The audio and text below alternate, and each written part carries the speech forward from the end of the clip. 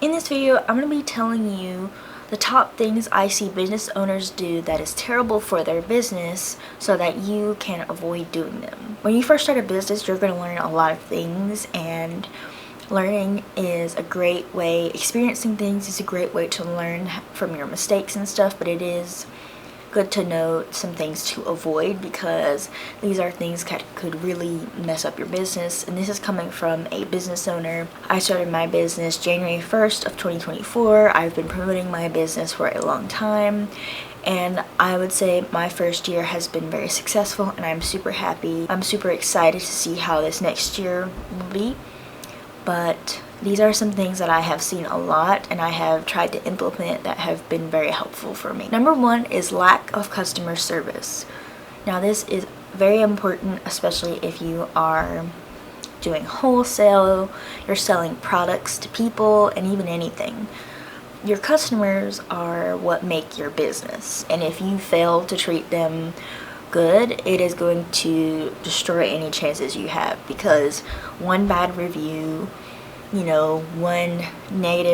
some negative gossip spreading in your town can really destroy your chances of getting new places in your business. And I know you guys have heard the saying, the customer is always right, and this is not true, but going above and beyond for customers, especially people who are new customers and they are good customers to you, you want to treat them well. So it can be small things. So like in all of our packages, we write a handwritten note saying thank you, and we will let them know that if they're the first person to order from their state, we'll tell them that, just to make it personalized. And we have gotten so many reviews talking about how much people love those notes. Whenever we get messages, if we get like a message on Etsy or an email, I try to respond to them as quickly as possible.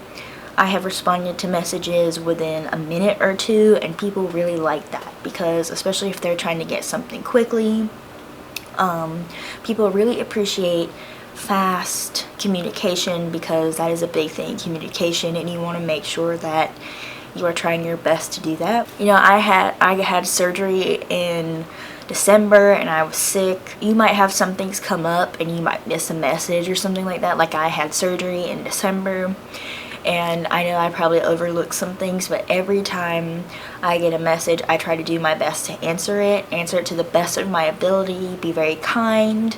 When you do answer messages, you don't want to be, cold and impersonal. It is nice to say thank you, be expressive in your email or your message. This isn't a random stranger. This is a person that could grow your business, and if you treat them well, they will likely treat you well back. And I can tell you, even as somebody who consumes things, I buy things from small businesses, I'm very integrated in the stuff that's locally around here.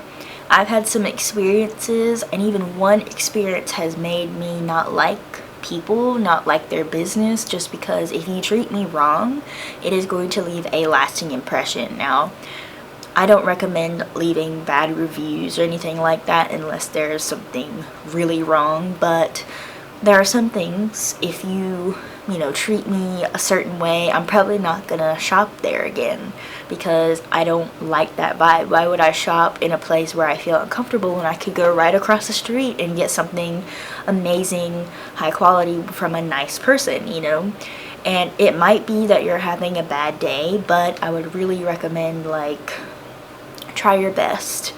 And of course, if you are having a bad customer experience, it is still always good you're the professional here, act professional, respond calmly as you can. And if there are problems that arise in your business, like last year we had a couple experiences with missing packages and mistakes with orders. We only had a handful of them, but we tried to resolve those issues as quickly as possible, because that's human error. One thing, we shipped out the package and the person didn't receive it. They contacted us. We went to our local UPS drop-off, and the person who was at the desk, they had dropped the package on the floor, and they didn't see it. It was under the desk somewhere, and they didn't see it, so it never even left the UPS drop-off. But we got that resolved person got their soap, they were happy. So, it is just good to resolve it as quickly as you can. Networking and being local in the community and working with customers and being as good as you can. If you make mistakes, try to resolve them as best as you can. So just doing your best with customers is really key. And like I said, the customer isn't always right, but if you are kind to them, they will likely be kind to you back. So customer service is key. Another thing that I see businesses do that is not good is being unwilling to change. One thing that I have done in my business a lot is change. You might not always see it up front, and it might not be super obvious, but either behind the scenes or up front with marketing, there are always things changing. I'll either change the videos I make, the length of the videos, the thumbnails, the titles, the descriptions, the type of video, the type of stuff I'm making in the video. Like, I'm gonna stop making this type of soap, I'm gonna make this type of soap in the video. And if it's behind the scenes, like, I'm doing soap classes, a lot of soap classes now, so that's going to be a little bit different from what I did last year. I'm doing a lot more soap classes. We are trying new things to change the business. If there are things that aren't working, we change it and we get rid of that and try something new. Because if you don't change, everything will stay the same, and you wonder, why am I not growing? It's because you aren't changing. There is room for everyone in the small business world, Everybody can, I think, make a living and have a good life with a small business, but you have to find what works for the customer, what works for you, and if that calls for change, you need to do it. A lot of people think, well, I like to do this one thing and I'm not going to change it, but it might work for you, but it doesn't work for the customer. And if something works for the customer, but it's like costing you money, it takes way too much time to make or whatever, start changing so that it can work for both of you. And so there are many things you can change. Like, if you're a YouTuber and your YouTube videos are not working, try something new, try something different, change up your YouTube profile, change up your banner, change up your bio, try some different things to make your YouTube channel stand out more and be better. Pivoting from what you're doing, and it doesn't have to be like, I'm a soap maker, but I'm gonna start selling and talking about something way totally opposite and different. I'm not that. Just changing some things up in small ways and in big ways if you need to, but just changing some things up to see what works for you. And it might be uncomfortable, it might be another investment, but if it's something that's really gonna change your business for the better, I think you should do it. So change is something you really need to do, and you have to just kind of get over it and try it. Another huge thing I see with businesses is the lack of marketing. You might have the greatest product known to man.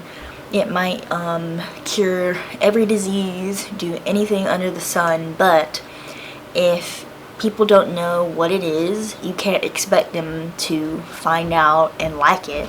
So you need to push your products, you need to market in whatever way is necessary. You can't expect people to understand and know about your business and what it stands for if you don't say anything, if you don't tell people about it, if you don't have pictures, do videos, do something, There are many ways to market your business, and you can try so many different things. I know as a soap maker, I have done a lot of things like in person. I go to farmers markets and craft shows and things, and I get to talk to people, explain my process and stuff like that. You can put your products into stores, so you can put your products in stores all across your state so that people will find you and get to know about your products. I now teach classes, so I'm teaching people the craft of soap making, and they also get to know about me, my business, and how my soaps are. I do these YouTube videos, and I'm teaching people about business, soap making, telling about my life and different things like that, and it is getting the word out in multiple ways. I know some people, if you have a storefront, there are different things you have to do, but find ways to market.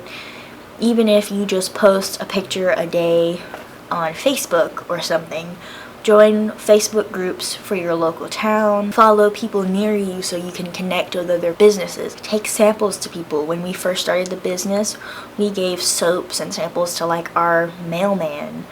Now he, like one time we gave him a soap, and then later he came back and was like, my daughter really liked this soap, can I buy it? So we literally, he bought some soap in our carport because we had gave him something, and now he wants to get more.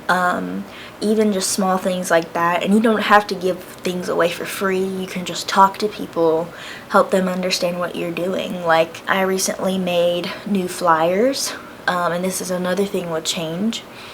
I updated my flyer to have more information about me, my age, and the process of the business and how much I put into it, so that people will really get interested. And so when we go to farmers markets and they see the flyer, they all of a sudden are more interested than if they didn't have any information on the business owner, you know. So really tell people about it. And this is a huge mistake I see people doing. You have to really promote, and you can't expect other people to promote for you because they don't know your business like you do. Other people who are popular or whatever can't make other people like your business. You have to put in the legwork yourself. Make the social media accounts, even if you don't like them, even if you don't use them yourself. Post.